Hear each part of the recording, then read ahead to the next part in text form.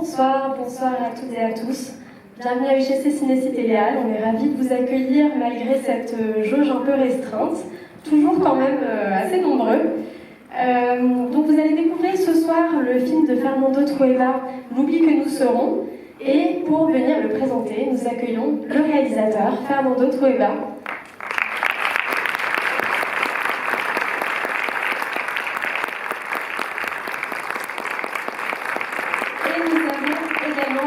D'accueillir le distributeur du film, Patrick Cibourg, de Lourd Film, et une invitée de chez Amnesty International, Katia Roux.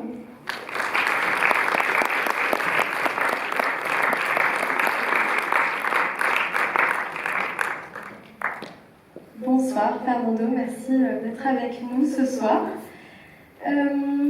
Alors on va essayer de pas trop en dire puisque les spectateurs n'ont pas vu le film, mais en fait L'oubli que nous serons est adapté d'un best-seller d'Hector Abad, éponyme. Qu'est-ce qui vous a touché dans cette histoire et pourquoi vous avez voulu la porter à l'écran? En réalité, le livre m'avait beaucoup touché, beaucoup aimé, mais je n'ai pas voulu le porter à l'écran. Ce que j'ai fait, c'est l'acheter pas mal de fois dans pas mal de pays, dans des différentes langues, pour les donner à des amis que j'aimais, à des amis qui étaient spéciaux pour moi. Et quelques années plus tard, j'étais approché par l'auteur, par le producteur du film, pour faire le film. Et ma première réaction a été de dire, c'est pas possible, on ne peut pas faire ça. Ouais, parce que c'était une histoire très personnelle et très intime, et aussi parce que comme je suis en âge, j'ai toujours peur de bons livres. Non? Alors, c'est mieux de prendre un livre mauvais. Non? Alors, tu changes tout, tu trahis l'auteur, tu fais n'importe quoi. Mais ici, c'était trop beau. Et quand un livre est trop beau, on a pudeur de le toucher. Mais finalement, comme par l'âge, je suis aussi impudique, j'ai fini par faire le film. Et je suis ici, ce qui c'est moi. Et la dernière fois que j'étais ici, c'était avec des grands amis, avec Jean-Claude Carrière et Jean Rochefort, pour présenter un film qu'on avait fait ensemble. Donc cette salle m'a fait penser à eux. Et je suis content de retourner.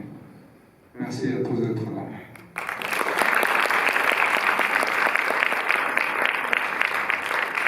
Merci à vous.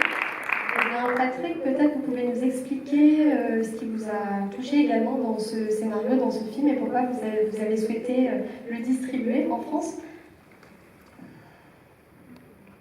C'est une très importante question. Non, je crois que la question de ce film, c'est la question du sens qu'a la vie d'un homme, de pourquoi il fait les choses, du combat qu'il mène, et ce combat, c'est un combat pour les autres, et je crois que c'est d'abord ça qui m'a touché, c'est la grande leçon de vie de cet homme, et c'est aussi le désir de ce fils, le regard de ce fils, vous allez voir, à deux âges de sa vie, le regard qu'il porte sur son père, d'abord un regard très admiratif, sur une éducation qui, dans les années 60-70 en Colombie, n'est pas banale, vous le verrez.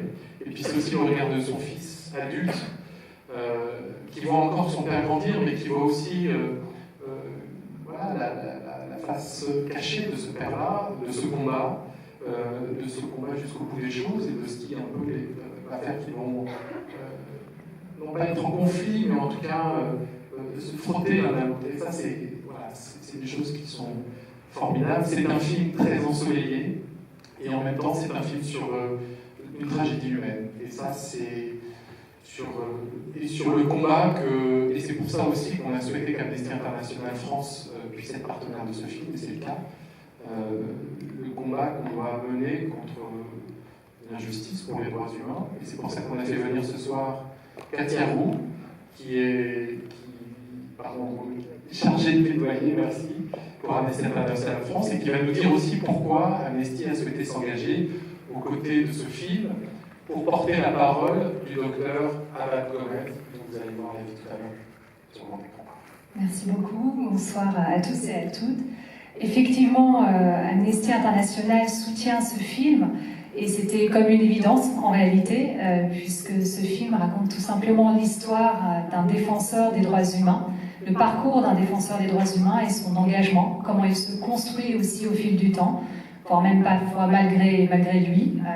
On a souvent l'occasion de dire que les défenseurs des droits humains ne se reconnaissent pas forcément en tant que tels, ils ont simplement l'impression de faire ce qui est juste, ce qu'ils doivent faire, et ils ne peuvent pas faire autrement. Et donc Amnesty International a lancé il y a quelques années maintenant une campagne qui s'appelle Brave, qui veut dire courageux ou courageuse en anglais.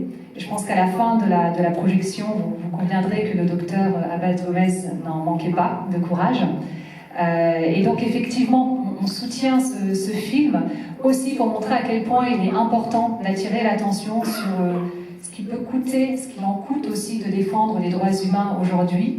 On ne peut pas simplement s'attaquer comme ça aux violations des droits humains, on doit protéger aussi les personnes, les soutenir, celles et ceux qui sont en première ligne, celles et ceux qui ont le courage justement de dénoncer les injustices, les violations de droits humains, et qui pour cela peuvent faire l'objet aussi d'attaques ou de répression. Et donc il déploie un courage sans nom absolument inouï pour répondre justement à cette situation. Donc voilà, je ne veux pas en dire plus parce que je ne veux pas révéler trop d'aspects du film.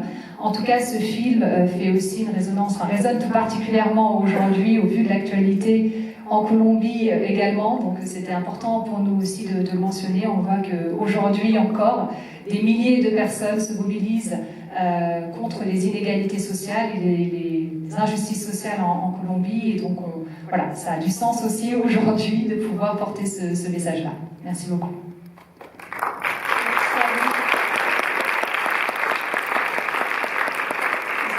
Ajouter un petit mot, peut-être nous parler du casting. Il y a un très beau casting dans ce film. Comment est venue la rencontre notamment avec l'acteur Javier Camara? Bon, Javier Camara, quand j'ai décidé de faire ce film, la première idée que je me suis dit, dommage que Javier Camara ne soit pas colombien parce qu'il serait l'acteur idéal.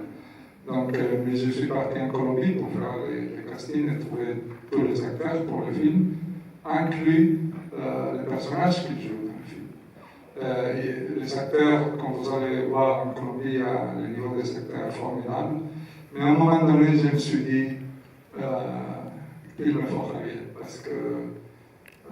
parce qu'il a quelque chose pour moi essentiel du personnage, c'est sa joie de vivre, son amour à la vie. Son allégresse, non? Donc, comme il existait beaucoup de documents sonores d'enregistrement des personnages réels, Javier vraiment il a pu se mettre dedans et faire l'accent parfait, tout ça. En plus, il ressemble pas mal au personnage réel, mais ce qui est le plus important, c'est son rire, son cœur, l'émotion qu'il prête au personnage. Donc, ça a été c'est le seul acteur qui n'est pas colombien, à part un autre personnage qui est américain, qui est joué par un américain. Sinon, le reste sont colombiens. C'est un film colombien 100%, même si je suis espagnol. Merci beaucoup.